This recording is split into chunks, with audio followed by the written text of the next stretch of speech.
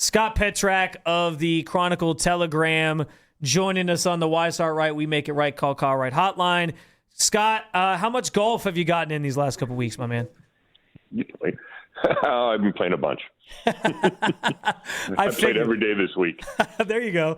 I figured. I actually, when I texted you to book this, I was like, by 11, between 8 and noon, he might be golfing. So I don't know if he'll even be available, but I appreciate you giving us some time.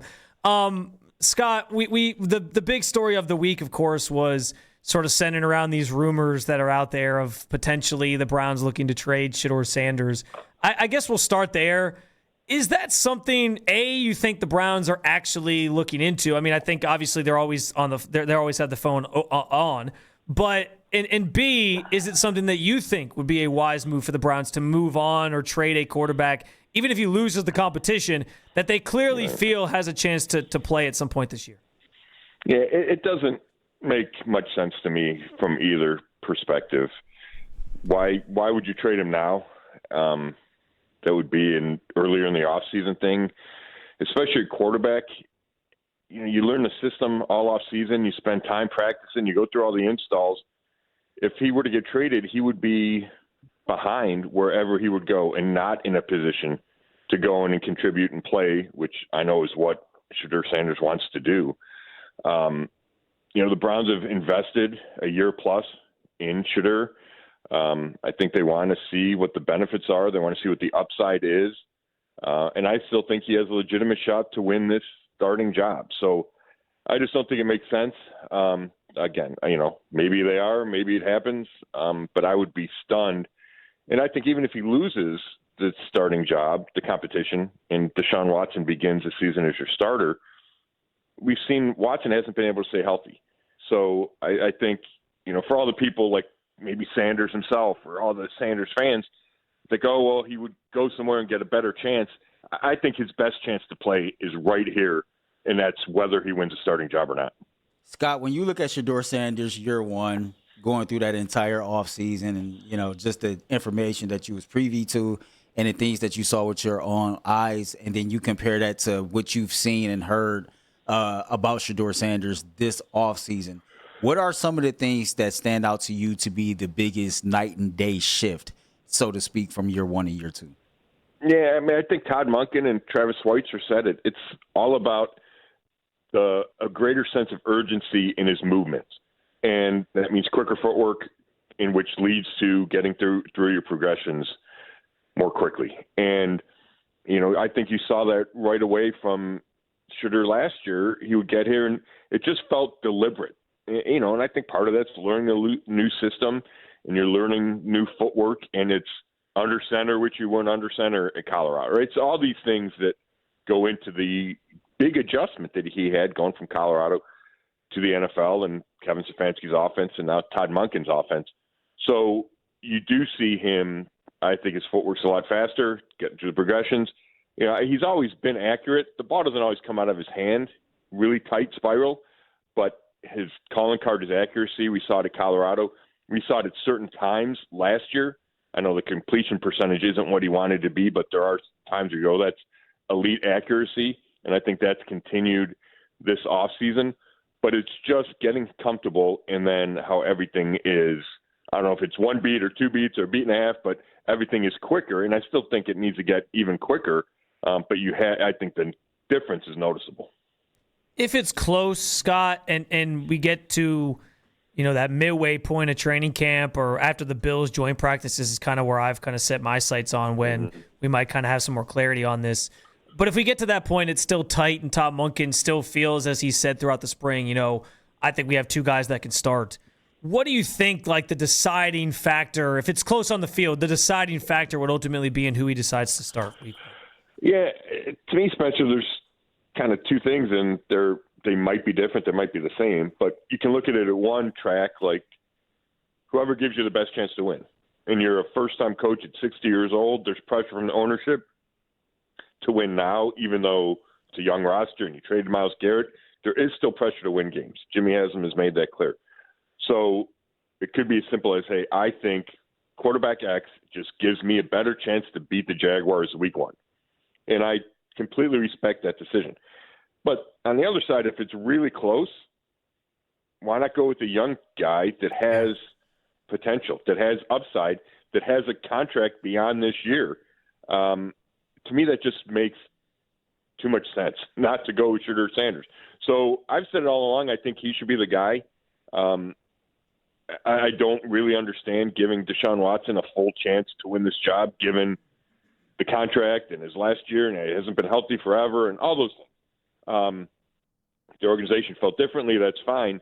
But I think if it's close, how do you not go with the young guy who, however good you think Shedeur Sanders can be, and there's obviously varying opinions about that, there is a chance that he can become a franchise quarterback. Whatever that chance is, whatever you believe it to be, there is a chance. And I think that ship has sailed for Deshaun Watson, so why wouldn't you go with the young guy?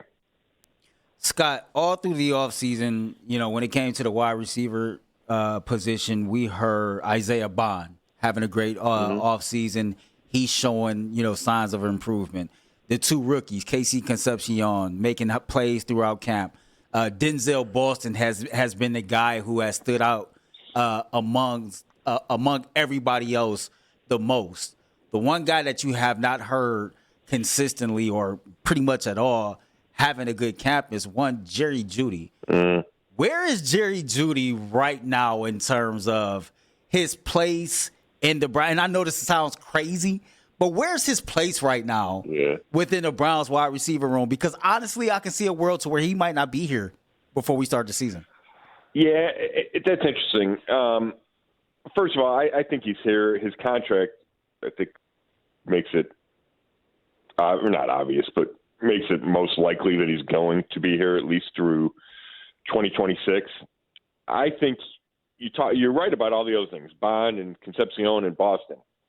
But I think the fact that those are newer guys, and two of them are rookies, and then Bond is going year one to year two, I just think it's easier to talk about those guys because they're new or there's change, right? Bond put on 15 pounds of muscle. I think Jeudy was fine. I thought he had a good camp. He showed up. I thought he caught a bunch of passes. They certainly expect to bounce back. For this offense to take the step it needs to take, it can't just be those three young guys. Jerry Jeudy needs to be back at least closer to who he was in 2024 than the disappointing 2025. And I think there were signs of that through the offseason. So I don't think he's a lost cause. Could this be his last year here? Yeah, certainly that's a legitimate possibility. But I think he enters the season as the clear number one receiver, and something would have to change for that not to be the case throughout the 2026 season. You alluded to this a couple answers ago. And again, Scott Petrak joining us here on the hotline. But there is a lot of pressure on Todd Monken to win, quickly here. But I've been sort of talking and thinking about where the Browns are at, and I think the Miles trade certainly proves they leaned into this idea that they're a young team, that they need time. They're still sort of half-baked. It might not all come together this season. And I frame that against, the idea that Todd Monken may only be like a one-and-done coach and may be fired at the end of the season. So, Scott, I guess, obviously, logically, it doesn't feel like it makes a lot of sense, but the Browns over the years have never done things logically, as we know. So how do you feel on the thought process of where Todd Monken is from a standing standpoint with this team? Do you feel like he could be gone after 1 year? Do you think that it sets up for him to at least have 2 years here to kind of get this thing together? Where's your head at with that? Yeah, I do not think it's likely at all that he's one and done. I get the conversation. I understand if you're bringing in a new quarterback, and who knows what happens with the GM, right? I mean, if they win 2 games, it could be they could clean house, right? Yeah. I don't see that happening. I think they're going to be better than they were last year. For me, Todd Monken, what he has to prove is that he can vastly improve this offense. And he's got the chance, right? This offense was bad the last 2 years. Last and 31st in the league in scoring the last 2 years. So while we don't know how it's going to play out at quarterback, and no matter who plays, we don't know if the Browns are going to get quality quarterback play, the offensive line should be better. The receiving corps certainly should be better. You got Harold Fannin Jr. back. Quinshon Judkins looks really healthy. So, and then you have this new offense, new play caller. So I think for Todd Monken to, let's say, establish himself in the organization and gain a foothold, or however you want to describe it, it's about this offense taking the jump. That's why they hired him. That's why he was the guy over Jim Schwartz, because he's supposed to fix this offense. And if he does that, I'm not sure it matters the wins and losses when we talk about his future, because that can be solved with the right quarterback, or if you bolster the defense, or however that shakes out. So to me, that's the key. He's never been a head coach in the NFL. There's certainly question marks there. How does his personality stand up when things go wrong, and we know things are going to go wrong? He's honest and blunt, and does that wear on guys? Or, I think he benefits from it being a young team. Yeah. So he can kind of say what he wants, and these guys, if they have a Myles Garrett, Joe Bitonio might be like, hey, you got to calm down. I don't know if he's going to get that pushback from a roster that's a bunch of first and second year guys. So I think that does help. But the Browns gave him a 5-year contract, so they're not looking at this as like he's just holding down the job for a year. He's keeping the seat warm. I don't think there's any way that Jimmy Haslam or Andrew Berry think like that. Now, if they go 2-15, we can talk again in December or January. Scott, let's flip it around to the other side of the ball. I know a lot of people like to poo-poo the top 100 list in the NFL, but Carson Swissinger ended up 93rd on that list after his rookie season, the season that he won Defensive Rookie of the Year. Just how good is Carson now, and how good can he be, in year 2 of his NFL career? Yeah, he was outstanding as a rookie, and I didn't like the pick when they made it, and I was proved wrong. I don't love linebackers that early, off the ball linebackers, but they certainly look like they hit a home run with that pick. And I think for Carson and for a bunch of these rookies, I mentioned Fannin and Judkins, they have to take that leap in year 2. It can't just be, and Mason Graham especially, it can't just be, do what you did as a rookies, right? As good as that was, it needs to be better. And he needs to be, he probably needs to play at certainly a Pro Bowl level, but is there a chance that he could be an All-Pro? I think that's what he would aspire to. I think the Browns think that that's the ceiling for a guy like Swissinger. So, he was great. He was around the ball a bunch, obviously made impact, played through, some injuries until, that last game. So I think the next step for him is maybe take total control of the defense. And I know he called plays right away last year. So it's just the next step of that. Form that bond on the field with Quincy Williams, and then create more turnovers. And we saw that as the year went on, that he was able to create more. But I remember Jim Schwartz talking about how right away last year in the offseason program and training camp, how he was generating turnover after turnover, and that didn't happen right away when the season started. So I think that would be the goal. From week 1, he becomes, a turnover machine, let's say. Staying on the defense, Scott, I always use the analogy that defenses in football are often like bullpens in baseball, where like year to year there's so much variance. It can be really good one year and then take a step back, whatever. And I think we saw that a little bit even with Jim Schwartz here. Like year 2 wasn't as good as year 1, and then they got back to being good last year. With so much change, and obviously the biggest one being Myles Garrett is no longer part of this group, how big of a step are you expecting the defense to take back, or are you kind of anticipating that it'll be similar because you think Jared Verse can fill a good chunk of what was left by Myles Garrett? Yeah, I would have said even if Myles Garrett was coming back, that the defense was due for a dip. You lose Jim Schwartz, so that's a huge change. Plus, you're right. I think that bullpen analogy is pretty close. That there are variances. So, if you're top 5 the next year, do you drop to top 10 or top 12, right? I think this defense is still talented enough that it's not going to fall off a cliff.